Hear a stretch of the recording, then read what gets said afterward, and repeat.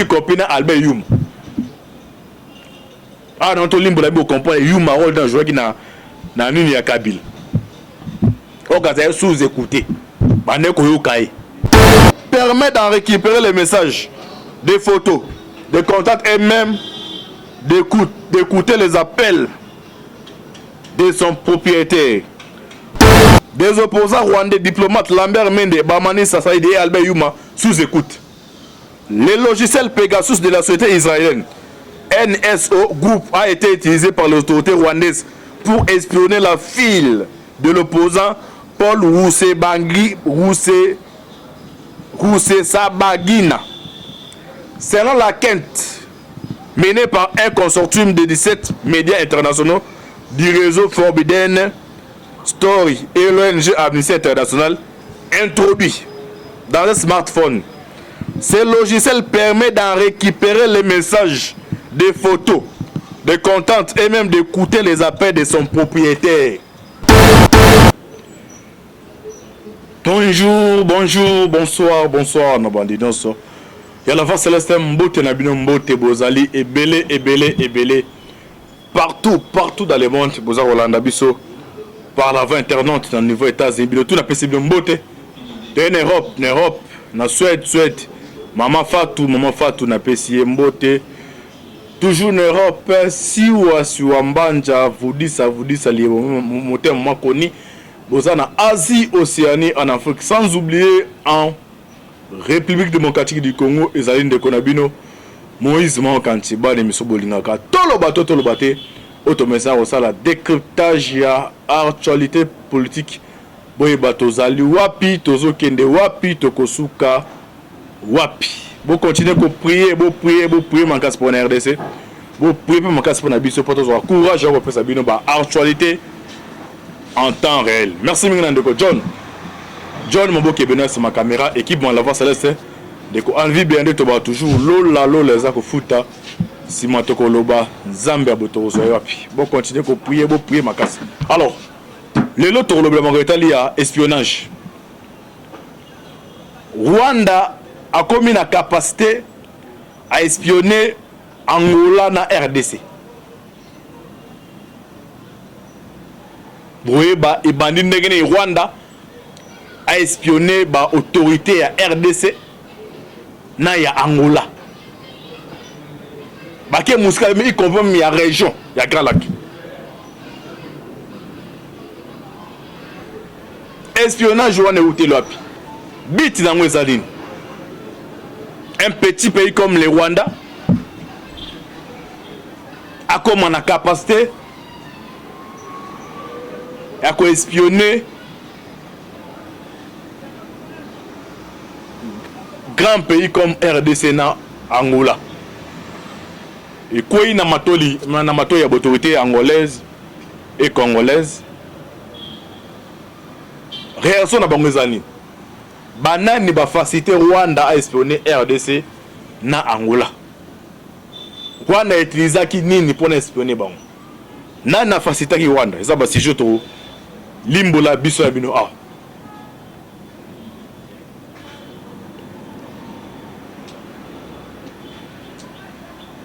Sans plus tarder,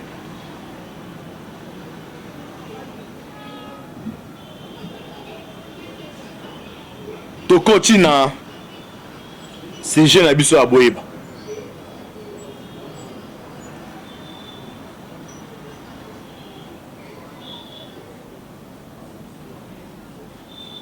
Rwanda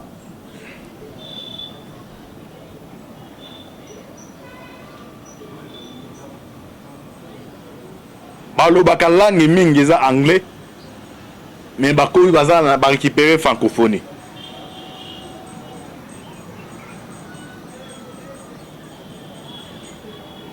Mundele soka linga piller ba richesse na bino. Ou bien alingi abundisa bino. Okomona ye moko te bo ya envers bino. Azana bato ba jouer comme ba bouclier.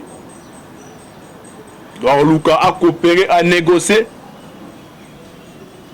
na pays où ezali zinga ya mboka na bino pour ne permettre à combattre bino soit appuyer ba richesse na bino.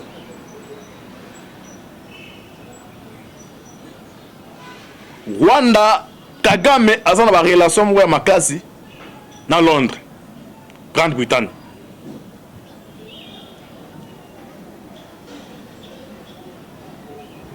Rwanda a commis na ba relation makasi na France.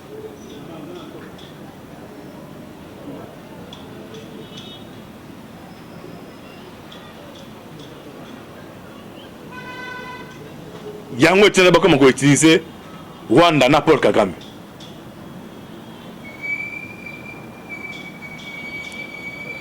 Ba français na ba britannique.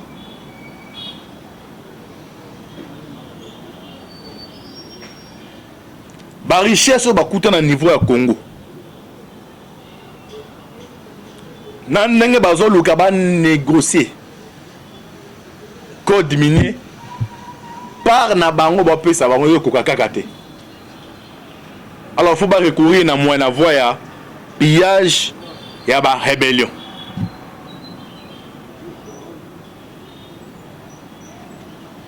Alors ce ba poni pays mon ko ba collaborer na ye ba sala kana façon nyonso dans tous les moyens. Force na bango, influence na bango, technologie na bango. Ce qui est aux 100%, même 80%, 70%, et on a payé pour travailler. Et ça, c'est une relation bilatérale entre les États-Unis et la RDC. Biso en Afrique, on est au réseau dans 5 ans. Biso le rené en 2021, on est au réseau en 2021.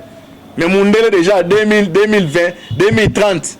Ce qui est dans le département, ils ont une équipe qui va raisonner. Ni nekoya. Il y a un bazar avance à ma casse. Biso de raisonnera o eza siko. Mais o eza koya tout le monde a raté. Et bon derrière mon a ko eza koya dans 10 ans dans 15 ans va anticiper. Alors, natela bino awa au deux ya le nouveau porte-parole de la défense, il y a le ministère de la défense, il y a les États-Unis. Il y a le Pentagone. Jour il y a prise il y a pouvoir na attaque ministre ya chef de département du Pentagone. Alobi nini? Alobi ye aza komona les États-Unis. Aza komona bitumba moko ezali koya. Bitumba wana ekoleka ba bitumba o ebundama na mukili. Donc wana adore ça dit à l'occurrence azo ba na première guerre mondiale, deuxième guerre mondiale. Alors azo senga na autorité américaine. Baluka ba se préparer déjà. Na moyen nyonso au cas où bitumba neye les États ont la capacité ya ko réagir avant, pendant et après. Donc ça dit na maloba la ça il y a une guerre froide des akoya.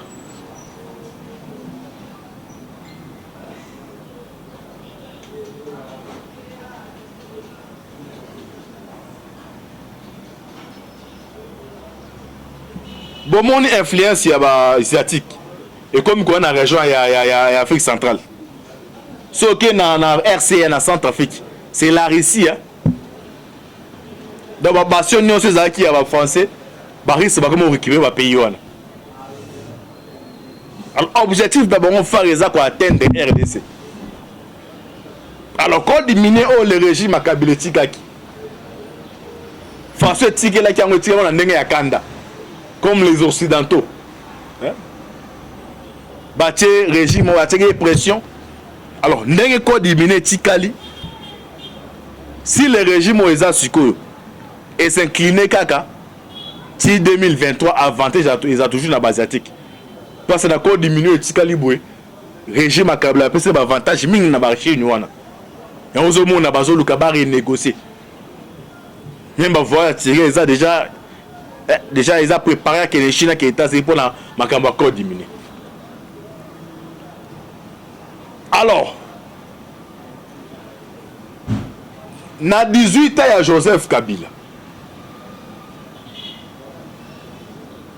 Kabila est là qui permettait qu'il y ait azwaka ba information libanda Kabila banda ko travailler na Mossad ezali service de renseignement israélien baza makasi na espionnage yango zo mona même soki Kabila suffit d'information que non tel Congolais a sika tel osa lobbying il a informé en temps réel et puis les mêmes équipes wana tine tizeki dans un pouvoir une année demi bande toujours ko pesa Kabila ba information numéro 1 nango même okoki ko imaginer numéro 1 nango même ayaki awa numéro 1 nango oya Mossad wana ayeti akute na Kabila le jour azolinga quitter Kinshasa les hommes Congo ngongo yo service à renseignement Tshisekedi dans l'époque aux informations que non tel mesayaki après que le wana bo ki mamba crash wana a fait salemara na niveau est alors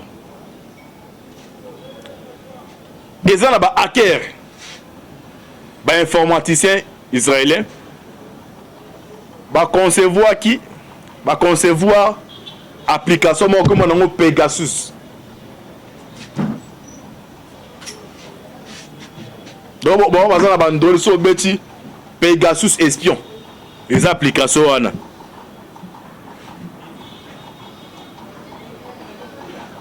application wana Moussa lango ezali nini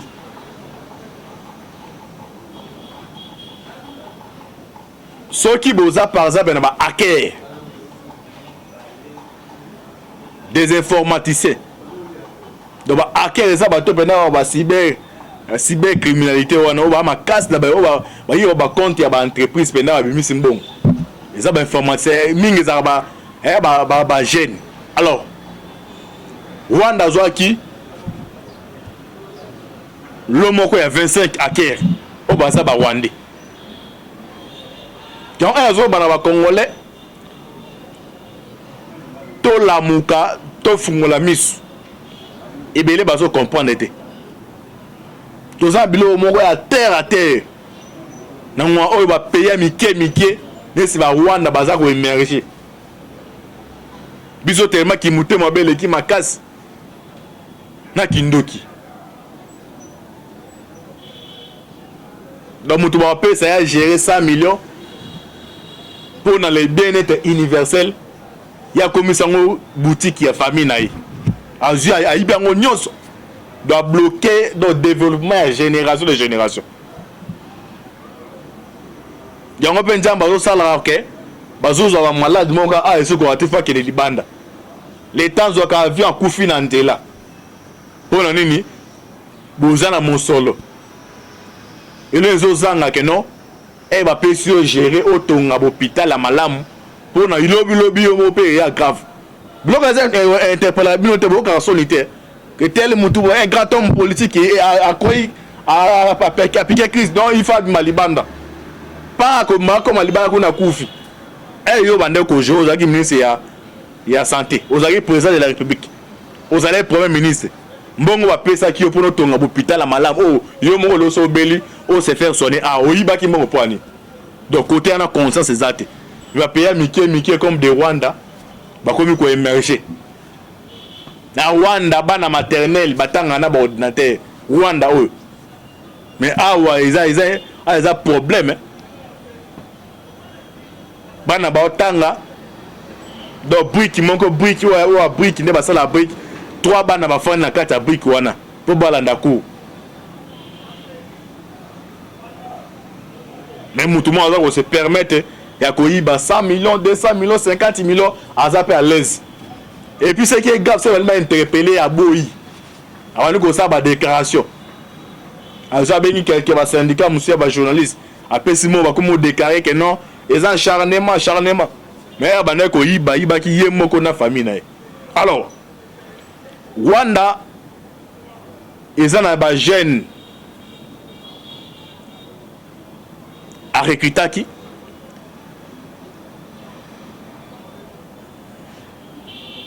Rwanda 2015 pour na utiliser application pour na espionner ba autorité ya Angola na ya RDC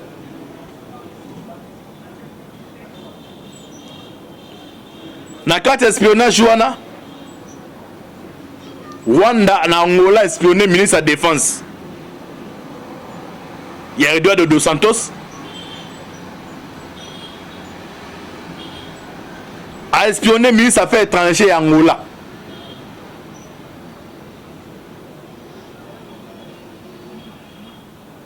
Na aussi la coopération, c'est soit ta coopération, il y a gêné soit ta coopération. Donc on espionne à travers Pegasus Zouana. Tous les appels téléphoniques au ministre de la Défense Angola, Azali Kosala, à travers ba hacker rwandais wana baza koyoka. Ba photo nyonso baza koyoka. Biloko wana et puis ça a déjà moins espoir na kati ya mboka. Les États-Unis ça la Congo. Tous les ambassades dans le monde ambassade américaine. Baza na mallette ba ba écoutera présent na mboka na bino. États dans ça lango. Hollande tomboka mais ça trop tard. Donc na ambassade dans mon ambassade des États-Unis wana. C'est baye à travers ni na bango na baluka. Donc tous les jours donc tu serais à la mouki. Babi qui est de asoli na batu tetel asoli boye. Hollande a découvert kango Wikileaks a livré formation ba tombo kaka même Angela Merkel chancelier allemand wana donc na azala tindanga na mukaka à travers ambassade des États-Unis au niveau allemand aza sous écoute yango zo permettre à sa grande puissance parce que bozo linga boule compter aza ba formation déjà c'est préparé. Et maintenant, ça bon des et puis ça espoir. Alors comment se fait-il Mboka neti Rwanda?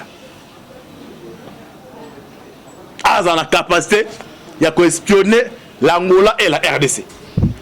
Donc ministre de la Défense Angola et affaires étrangères et la coopération. Parce que sous écoute na Rwanda. De tout le awa na évité côté na biso to ba ozo ameze ni yawe ya réplique. Parce que la relation na RI, la relation internationale, ils ont coup sur coup. Pour l'instant déjà, l'Angola a préparé à répondre Rwanda. Tu éviter l'impôt à répondre Rwanda dans la manière ni dans des. Et puis ce qui est grave, c'est que chef de l'État, à l'époque, il y a eu ministre de la Défense, il y a Eduardo dos Santos. Donc il était sous écoute.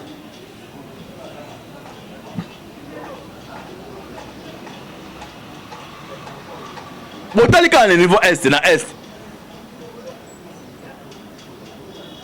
Dans un monde, il y a des rebelles. Il y a un appareil, il y a un monde à faire d'essai. Il y a un faire d'essai, il y a un côté. Les rebelles, il y a un appareil. Des outils Libanda et na Rwanda, Rwanda, c'est à côté Liban.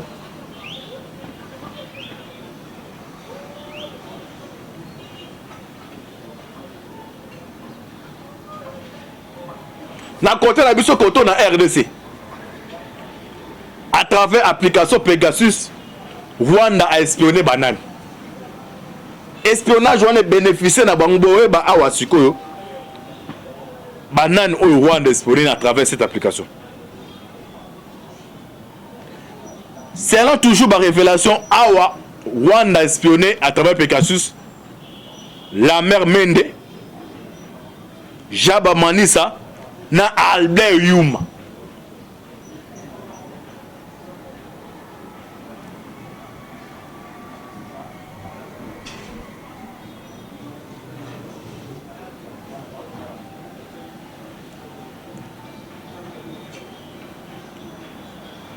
Ba Manisa na mene to ota mwa pembeni me Albert Yuma.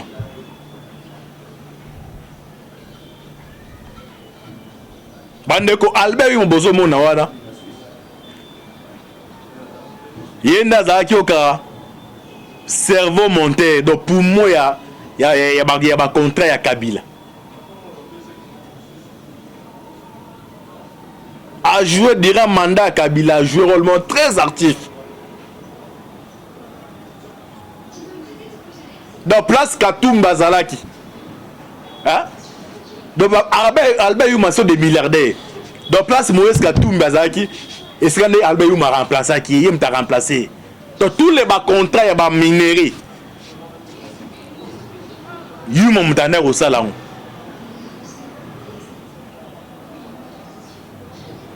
Batafu nous sommes na Batafu ko ya ira nombwe. Kabila mon être au Kabila insiné avant si atizaka be misère. Yo on ne peut Katumbi bande ko zo bae. Très Katumbi kei mutarabeza Albert Yuma mais Rwanda attaque bango sous écoute à travers Pegasus.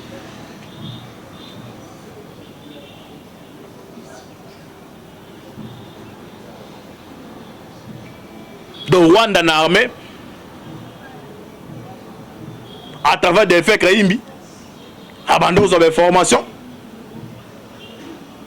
à part cause des informations des faits Kaimbi azaina ba généraux naï oh soibo makambo salemika siko aza déjà informé.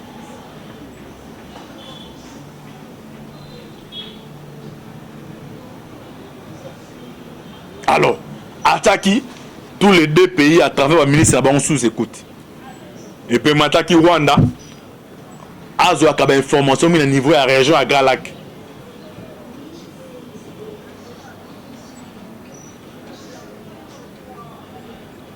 Il y a un moni air d'administration, il y a Trump et Yaki. Et c'est Yaki et on va changer politique qui a États-Unis dans le niveau de la région à Grand Lac. Eh ben étudier bataille que non il faut Rwanda à l'écarter. Donc à gars menenga zana chidomo au moins andimi bako bato c'est de demain c'est que dawa. Eh bi très bien que non mikole za ko ya Rwanda ba lobela ka société. Dena ebi sa bino mettre que non ba minde wana baza comme ndenge nzamba itiza ba prophète. Donc natanga mobutu bazaki na mutu bande ko utiliser. Donc na deuxième guerre froide, la deuxième guerre mondiale Mouto Bosato va utiliser un jour à Mobutu. Les va utiliser, jusqu'au Baouta Moutou Moussous. Parce que pour l'instant, les deux pays, les deux personnes, les mêmes personnes vont travailler dans le banc. C'est ce qui dit et Laurent Angola. Avant pour na bango, déjà vous avez fait des informations que non, Rwanda espionna qui bango.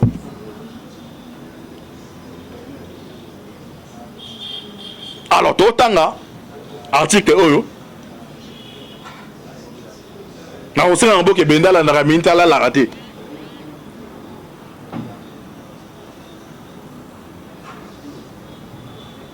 Maboke bende.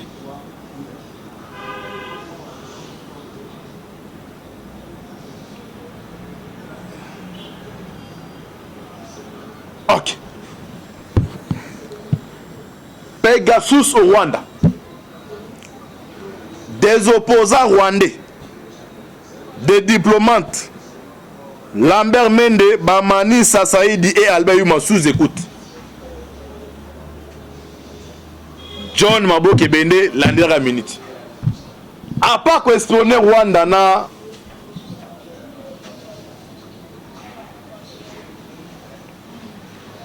Angola, pardon, RDC na Angola, Rwanda même va opposer naï. Alors, espionnage c'est le même temps dans l'article autour limbo la lingala. Oui, bah situation toujours que là.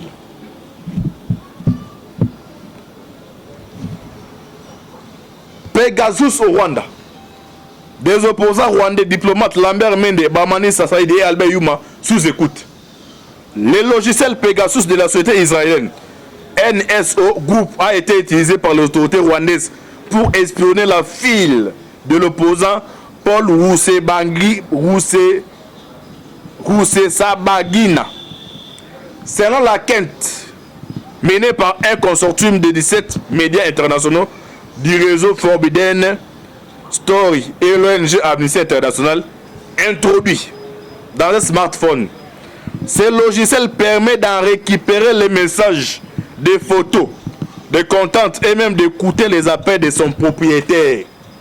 Dans l'application, ceux qui ont utilisé Boro ça ba numéro par exemple ya président Rwanda.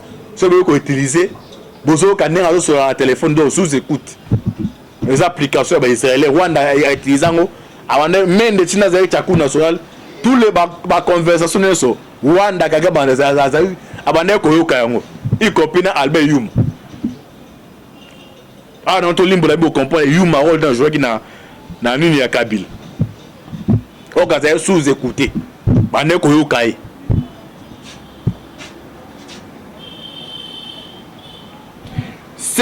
Ces logiciels permettent d'en récupérer les messages, des photos, des contacts et même d'écouter les appels de son propriétaire. Les autorités rwandaises auraient également espionné des dizaines d'autres opposants ou des personnalités politiques. Les données suggèrent fortement que le gouvernement rwandais a été client de NSO groupe. Selon les enquêteurs, parmi les personnes espionnées figure ainsi la fille de l'opposant Paul Rusesabagina, Karine Kanimba.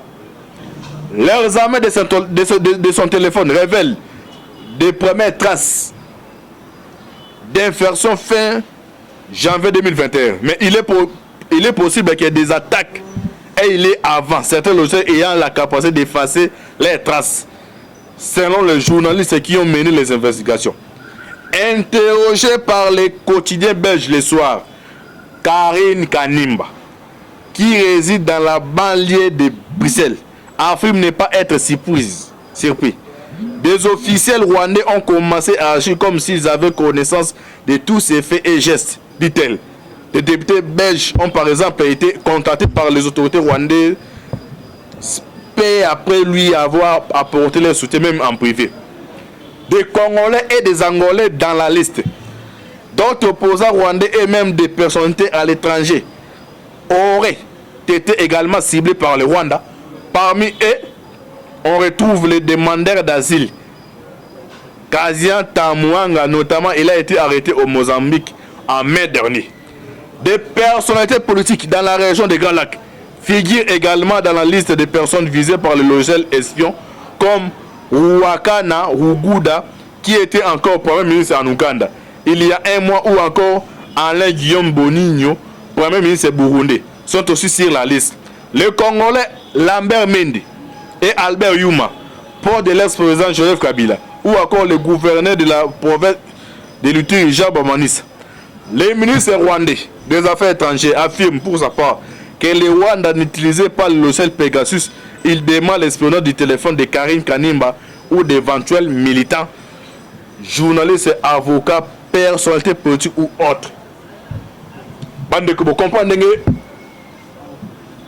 article pour le Pegasus.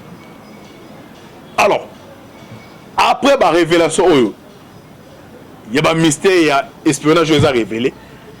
RDC va réagir ndenge nini. Rwanda, Angola va réagir ndenge nini. Est-ce que RDC va hacker la technologie qui va espionner Rwanda? Pourquoi pas? Parce que on est mouvement compter toujours Kobo Mabiso à niveau Est.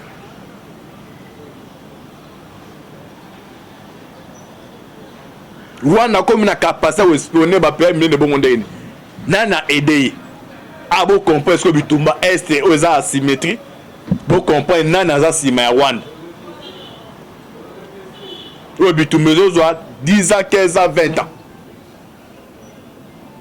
Nous recevons les Congolais. Tout fungola miso.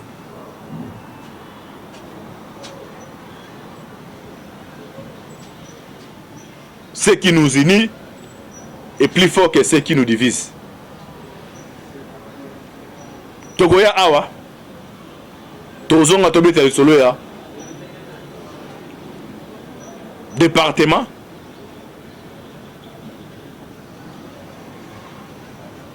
oyo Katumbi. Est-ce que Katumba pénétrer chambre d'un épisode dans salon ya Joe Biden? Est-ce que Katumba pénétrer chambre benderenin? Est-ce que mot diplomatique?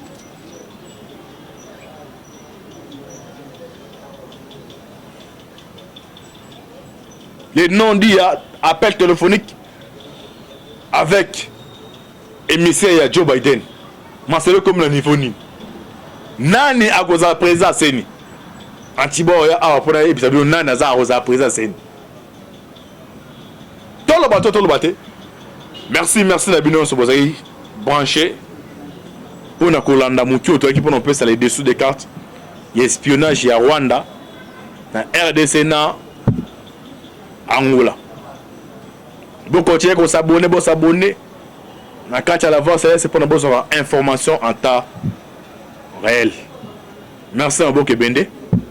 Merci à Bino, c'est pour qu'on ait prié Makasi. Tous a besoin de soutien à Bino financier au permet de 3 millions sur Moussala Makasi. Tous à la condition au permettre. Tous à la vraiment plus professionnel.